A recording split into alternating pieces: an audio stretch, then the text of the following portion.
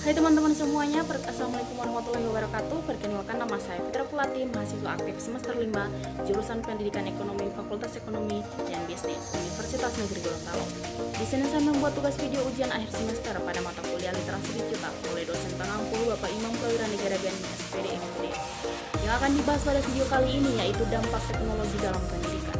Nah teman-teman, pasti sudah melihat satu video tadi yang sudah saya paparkan. Kira-kira bagaimana pendapat dari teman-teman? Teman-teman, maraknya game online yang dipopulerkan di kalangan peserta didik dikarenakan perkembangan era globalisasi yang sangat pesat dan perkembangan teknologi yang sangat canggih dan yang sangat semakin canggih yang bisa berdampak negatif terhadap prestasi akademik peserta didik.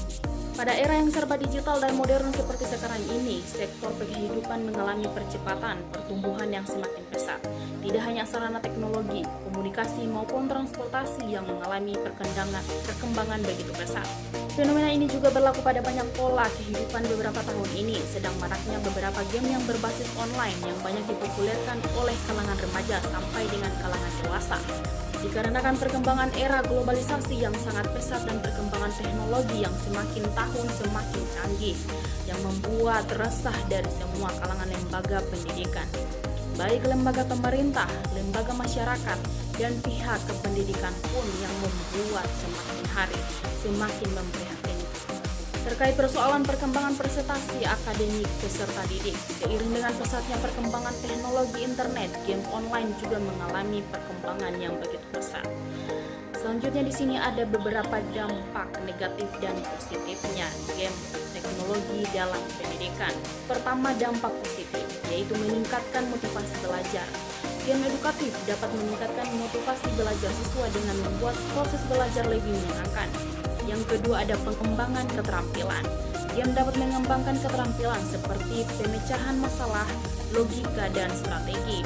Yang ketiga, ada peningkatan kemampuan analisis. Game dapat meningkatkan kemampuan analisis dan kritis siswa. Yang keempat, ada pengembangan keterampilan digital. Game dapat mengembangkan keterampilan digital siswa. Yang kelima, ada peningkatan kerjasama. Game multiplayer dapat meningkatkan kerjasama dan komunikasi antara siswa. Yang keenam, ada pengembangan kreativitas. Game dapat mengembangkan kreativitas dan imajinasi siswa. Dan yang terakhir, ada peningkatan hasil belajar.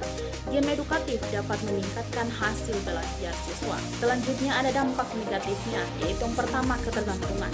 Siswa dapat menjadi terlalu bergantung pada game dan mengabaikan tugas-tugas lainnya. Yang kedua, gangguan dan distraksi. Game dapat menjadi sumber gangguan dan distraksi, mengurangi fokus siswa. Yang ketiga, ada kesenjangan digital. Game dapat memperburuk kesenjangan digital antara siswa yang memiliki akses dan teknologi dan yang tidak. Yang keempat, ada pengaruh pada kesehatan.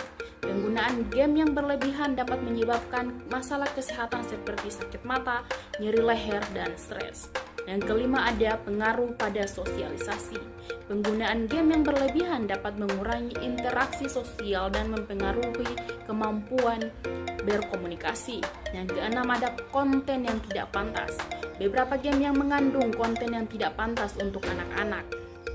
Dan yang terakhir, ada penggunaan waktu yang tidak efektif. Siswa dapat menghabiskan waktu bermain game daripada banyak belajar. Nah, selanjutnya di sini ada beberapa solusi untuk mengatasi kecanduan game dalam dunia pendidikan.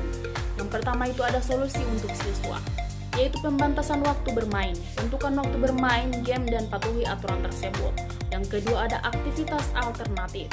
Lakukan aktivitas lain seperti olahraga, seni, atau kegiatan ekstrakurikuler. Yang ketiga ada pengawasan orang tua atau guru. Beritahu orang tua atau guru tentang kecanduan game untuk mendapatkan bantuan. Yang keempat ada edukasi tentang kecanduan game. Pelajari tentang bahaya kecanduan game dan cara mengatasinya. Yang kelima ada penggunaan aplikasi pengawasan. Orang tua bisa menggunakan aplikasi pengawas seperti Freedom, Self Control atau Culture Key untuk membatasi waktu bermain game. Nah, selanjutnya di sini ada solusi untuk guru dan sekolah. Yang pertama ada kurikulum terintegrasi. Integrasikan pendidikan tentang kecanduan game ke dalam kurikulum. Yang kedua ada pelatihan guru. Berikan pelatihan guru tentang penggunaan teknologi dan pengawasan kecanduan game. Yang ketiga ada kebijakan penggunaan teknologi. Buat kebijakan penggunaan teknologi yang jelas dan tegas. Yang keempat ada pengawasan penggunaan teknologi. Pantau penggunaan teknologi di kelas dan di sekolah. Yang kelima ada konseling dan bantuan. Sediakan konseling dan bantuan untuk siswa yang mengalami kecanduan game. Selanjutnya di sini ada solusi untuk orang tua. Yang pertama yaitu ada pengawasan penggunaan teknologi. Pantau penggunaan teknologi anak. Yang kedua ada pembatasan waktu bermain. Tentukan waktu bermain game yang wajar. Yang ketiga ada aktivitas bersama. Orang tua dapat melakukan aktivitas bersama anak untuk mengurangi ketergantungan kepada game. Yang keempat ada edukasi tentang kecanduan game. Pelajari tentang bahaya kecanduan game dan cara mengatasinya. Yang kelima ada penggunaan aplikasi pengawasan. Orang tua bisa menggunakan aplikasi pengawasan untuk membatasi waktu bermain game. Baik, itulah pembahasan video saya pada kali ini, yaitu terkait dampak teknologi dalam pendidikan. Saya memohon maaf apabila ada salah kata, dan saya pamit undur diri. Wabillahi taufiq wal hidayah. Wassalamualaikum warahmatullahi wabarakatuh.